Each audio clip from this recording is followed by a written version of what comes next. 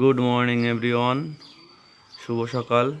আজ শুভ পঞ্চমী, সবাইকে শারদীয়ার শুভেচ্ছা জানাই। আর আজকে আমি এসেছি কাজে সাপিতে। সাপি নামে একটা জায়গা আছে মালটা, সেখানে কাজে এসেছি। তো আজ আমাদের এসির কাজ কম আছে, যার কারণে আমাকে ইলেকট্রিশিয়ানের কাজে পাঠিয়েছে। তো সকাল সকাল একটু হালকা বৃষ্টি মতো হচ্ছে।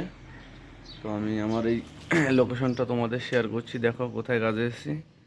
আর আমাদের কাজটা এই বিল্ডিংয়ের মধ্যেই কাজ।